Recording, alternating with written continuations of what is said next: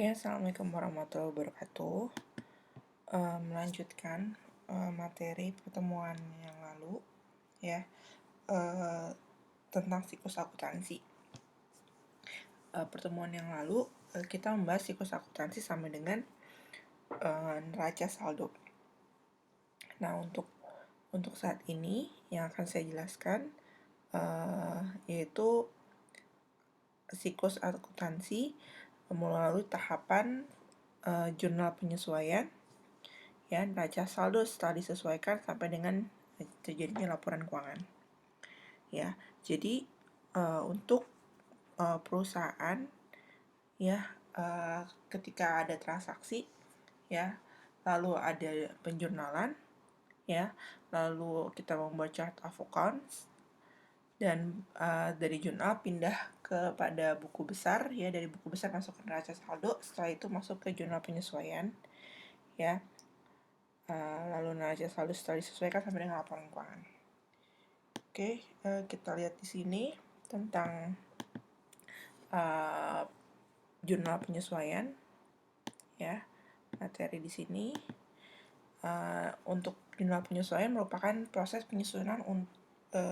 penyesuaian adalah analisis dan pemutakhiran akun-akun pada akhir periode sebelum laporan keuangan disampaikan. Jadi di sini maksudnya AJP itu adalah transaksi yang belum dicatat, ya, dalam jurnal, ya, jadi karena dia itu adalah adjustment, jadi tanpa ada transaksinya tuh tidak terlihat, ya, beda sama kayak transaksi accrual cash, ya, cash basis itu misalkan ada pembelian barang dagang secara tunai, itu kan terlihat jelas, ya, ada barang diterima sama ada uang yang dikeluarkan. Nah, kalau penyesuaian ini biasanya transaksinya tidak terjadi secara harian, ya, tapi rutin setiap bulan. Misalkan kayak contohnya adjustment dalam penyusutan.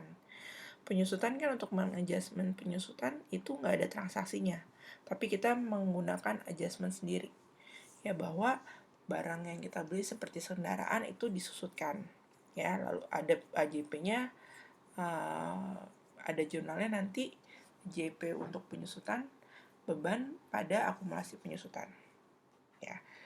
Lalu ada ayat jurnal yang memutakhirkan saldo akun pada akhir periode akuntansi disebut ayat jurnal penyesuaian atau adjustment entries. Kita sering sebut namanya AJP. Ya.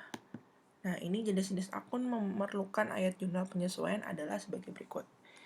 Nih, yang pertama, beban dibayar di muka, beban ditangguhkan atau prepaid expense. Jadi kalau misalkan contohnya kayak asuransi dibayar di muka, ya, asuransi dibayar di Januari tapi bebannya untuk setahun misalkan.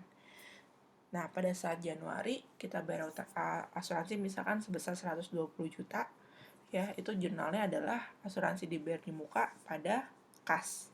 Nanti setiap periode, misalkan bulan Januari di jurnal lagi akhir periode tanggal 31 Januari misal, itu ada adjustment, ya, adjustmentnya itu adalah beban asuransi pada asuransi dibayar di muka, ya. Nah, ini contoh asuransi. Lalu ada pendapatan diterima di muka, ya, pendapatan yang ditangguhkan, ya, jadi udah ada pendapatan, udah diterima uangnya tapi kita belum ngasih pendapatan. Lalu pada saat nanti aktualisasi penyerahan barang baru kita adjustment, ya, pendapatan pada piutang pada pendapatan misalkan. Lalu pendapatan ini belum diterima atau piutang pendapatan accrual revenue. Lalu ada beban yang masih harus dibayar, ya, jadi ada beban yang masih harus dibayar, hutang beban, ya. Lalu beban depresiasi, ya, depresiasi yang tadi saya sampaikan. Lalu ada bahan yang habis dipakai, karena kalau bahan yang habis dipakai biasanya di akhir periode itu kita ngitung stoknya. Lalu baru ada pembebanan, kayak contohnya kayak perlengkapan aja, ya. Oke, lalu ini, nah, beban pembayaran di muka, beban ditangguhkan prepaid nih. Pos awal dicatat sebagai aset karena kas telah dibayarkan, sedangkan jasa atau barang belum diterima. Kalau dalam hal ini contohnya iklan yang dibayar di muka. Ya, bunga dibayar di muka, sewa dibayar di muka, asuransi dibayar di muka. Ya, nanti ini jurnalnya pada tanggal 2 Juni 2015 KP Rina Yunita membayar uang sewa sebesar 2.400.000 untuk 12 bulan. Ya. Nih. Ya, pada tanggal 2 Juni 2017 KP Rina Yunita membayar uang sewa sebesar 2.400.000 untuk 12 bulan. Nah, ini sewa dibayar di muka pada kas. Ini awalnya ya. Ini waktu ada transaksi nih. Nah, pada akhir periode yaitu 30 Juni 2017 sisa sewa dibayar di muka sebesar 2.200.000. Ini pada saat akhir. Pada saat kita mau buat adjustment. Jadi kalau ini yang di atas adalah jurnal ketika ada transaksi kas keluar. Lalu di bawahnya itu adalah adjustment AJP-nya pada akhir suatu periode tahun yaitu 30 Juni sisa sewa dibayar di muka adalah 2.200.000. Buatlah jurnal penyesuaian pada rekening tersebut. Ya. Ini jurnalnya beban sewa pada sewa dibayar di muka. Ya, jadi karena ini dibuat 12 bulan. Ya, jadi sebulannya itu dibagi 12. Ya, sebulannya dibagi 12 ini 200.000. Jadi untuk Juni ya, beban yang dibebankan di bulan Juni adalah beban pada sewa dibayar di muka. Itu ya, ini AJP-nya di bawah AJP, yang kedua tuh jurnal biasa. Ya, ada transaksi karena ada transaksi kas keluar. Lalu pendapatan diterima di muka, pendapatan ditangguhkan. Nah, ini pos awal yang dicatat sebagai kewajiban karena kas telah diterima di muka, padahal jasa atau barang belum diberikan kepada pelanggan. Seperti pendapatan diterima di muka, sewa diterima di muka, premi diterima di muka. Ini contohnya tanggal 5 Juni, KAP Rina Yunita menerima pembayaran jasa konsultan bulan Juni sampai dengan September. Nih, Juni sampai September. Kan karena kita bulan Juni, kan Julinya belum realisasi kan. Nah, pada saat Juni kita masukin ke pendapatan diterima di muka. Berarti waktu ada transaksi kas masuk, kas pada pendapatan. Terus pada saat transaksi adjustment, karena dia Juni, Juli, Agustus, September 4 bulan ya, berarti pada akhir suatu periode yaitu 30 Juni 2017 pendapatan yang diakui ya di bulan Juni ini adalah 1 juta. Ya, karena kan 4 juta itu buat 4 bulan ya. Jadi 1 bulannya 1 juta. Jadi di bulan 30 Juni ada AJP sebesar pendapatan diterima di buka pada pendapatan jasa. Ya, dibalik nih. Ini di debit, lalu ada pendapatan jasa. Oke. Nah, ini pendapatan yang belum diterima atau piutang pendapatan. Pendapatan yang telah dihasilkan tetapi belum dicatat di akun pendapatan. Contohnya pendapatan jasa yang masih harus diterima ke KAP Rina Yunita sebesar 2.500.000. Nah, ini piutang pada pendapatan jasa. Ini langsung nih. Ya. Pendapatan jasa yang masih harus diterima ke KAP Yunita. Ya, ini AJP-nya. Ini langsung AJP ya. Jadi langsung ada AJP-nya di situ. Oke, ini ada beban yang sudah terjadi tetapi belum dicatat di akun beban. Seperti hutang gaji karyawan, pada akhir periode hutang bunga atas wesel bayar, hutang bunga atas pinjaman bank, hutang pajak. Pada akhir periode 30 Juni 2017 ada beban gaji yang masih harus dibayar sebesar 500.000.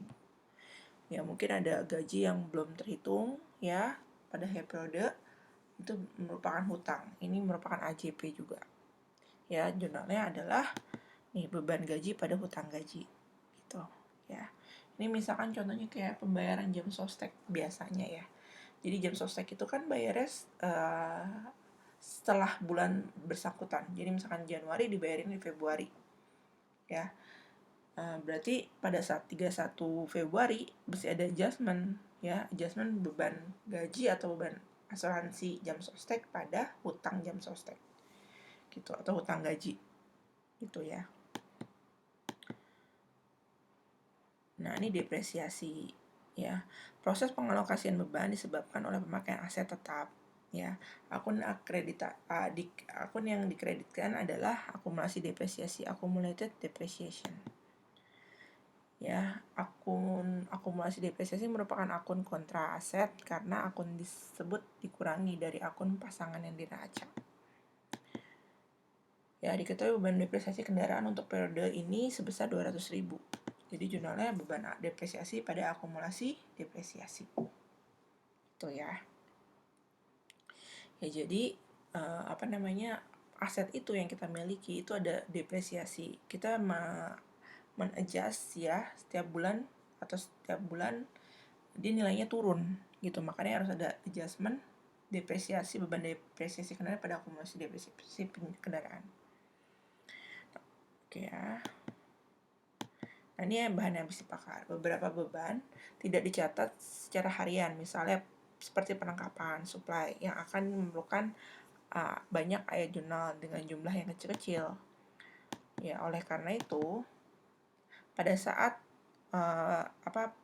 perlengkapan itu telah terpakai ya. Jadi contohnya, perlengkapan kantor tersisa pada periode ini adalah sebesar 100.000. Ini bukan yang tersisa ya, maksudnya yang terpakai ya sebesar 100.000. Berarti 100.000 pada beban perlengkapan pada perlengkapan kantor. Awalnya kan pada saat kita beli perlengkapan itu jurnalnya perlengkapan pada kas misalkan, atau perlengkapan pada hutang. Ada segi di sudut debit perlengkapan. Pada saat perlengkapan itu digunakan, baru beban perlengkapan pada perlengkapan kantor. Oke ya, ini contohnya kita sebelum masuk ke neraca saldo setelah disesuaikan. Ini sebenarnya kita langsung lihat prakteknya aja kalau neraca saldo setelah disesuaikan. Oke ya, dari kasus yang kemarin kita lanjutkan ya. Jadi waktu tugas kemarin kita ada tugas ya. Ini ketika udah dapat neraca saldo, kita udah dapat neraca saldo kemarin kan. Hasilnya 25.528.000 ya. Jadi pada saat ini udah ada ini, baru di kolom setelahnya ini namanya neraca lajur nih. Ya, neraca lajur dari kemudian saya coba view.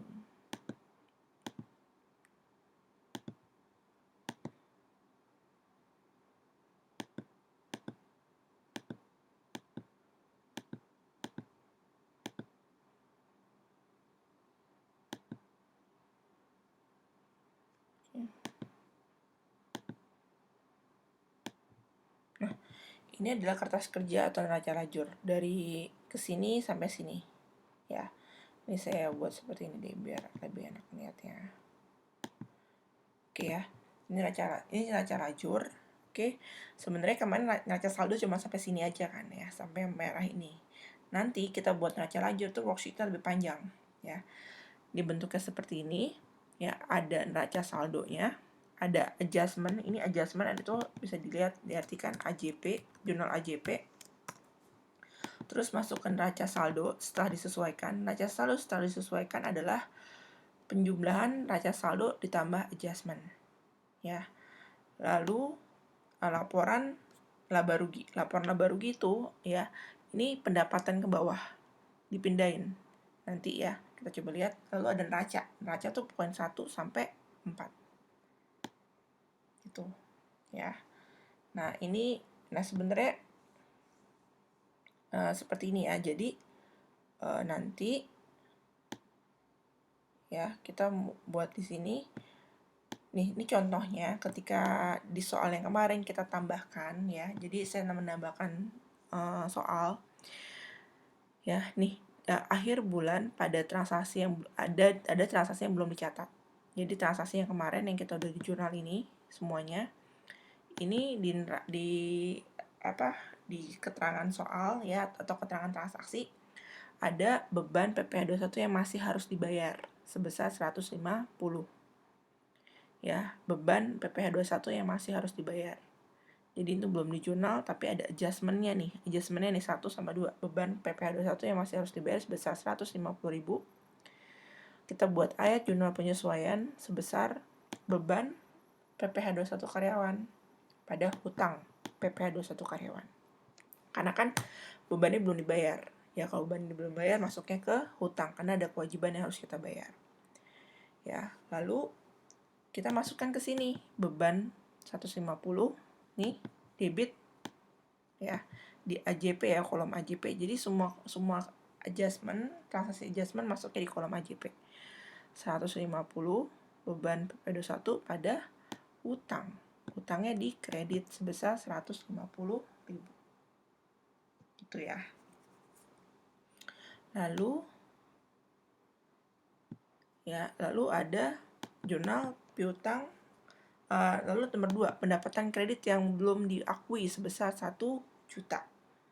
Ya. Jadi ada karena pendapatan ya itu akan muncul piutang. Jadi jurnalnya piutang pada pendapatan. Ini juga dimasukkan ke dalam adjustment. Piutangnya debit, pendapatannya kredit. Gitu. Ya. Ini contoh. Lalu pindahin saldo neraca saldo plus adjustment ke neraca saldo setelah disesuaikan.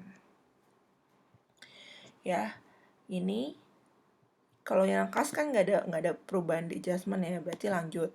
Ya, sama di debit, ini di debit. Lalu piutang usaha karena ada adjustment di debit ya, itu masih ditambah debit tambah debit. Hasilnya jadi 3.225.000. Terus perlengkapan ya, ini masih masukin ke sini karena dia nggak ada transaksi di adjustment ya, masukin langsung di perlengkapan. Ada tanah ya, tanah karena dia nggak ada transaksi di AJP, balikin lagi, tulis lagi ya. Lalu hutang usaha karena nggak ada transaksi di adjustment, berarti dia pindahin ke sini langsung, kredit. Hutang bantuan hukum juga sama, ini karena nggak ada di adjustment, masukin ke sini ya.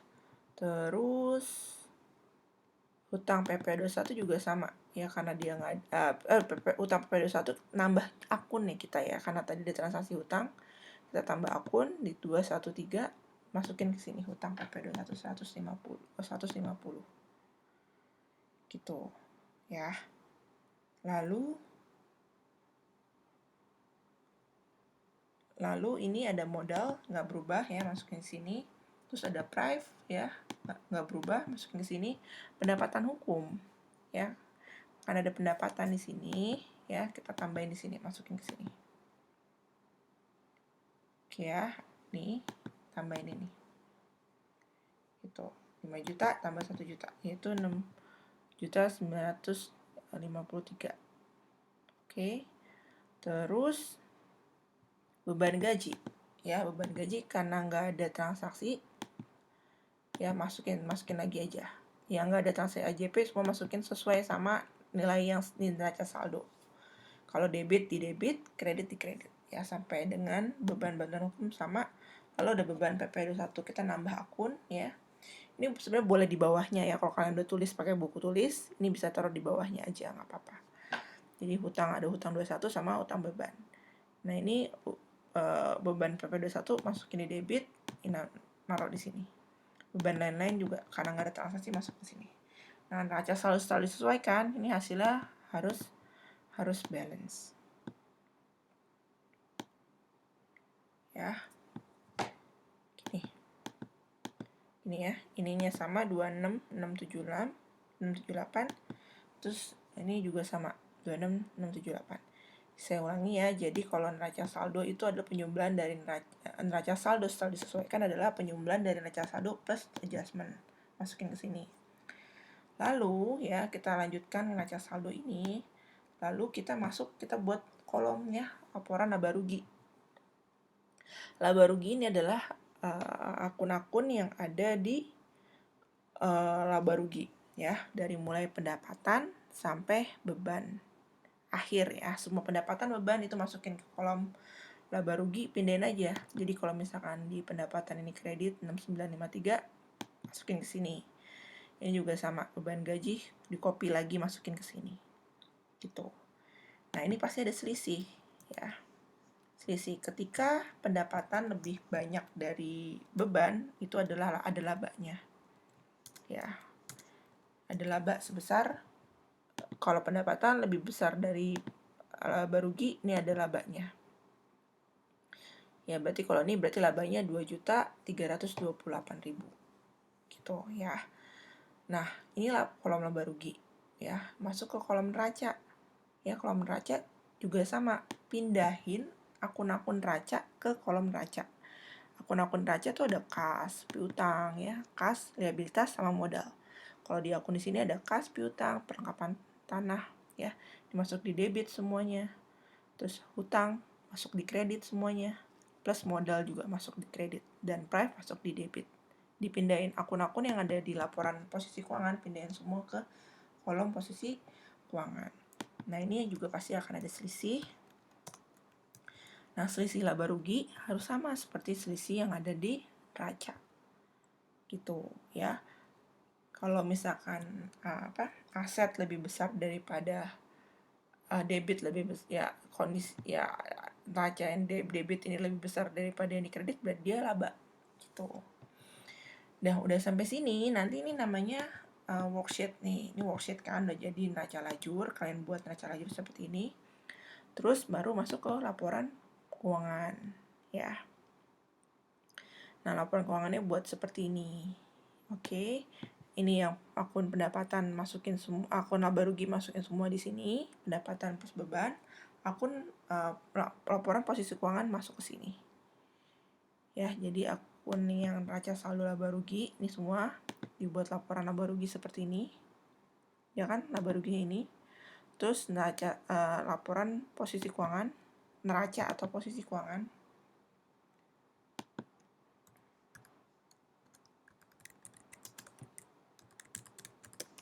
Ya, posisi keuangan ini pindahin ke sini.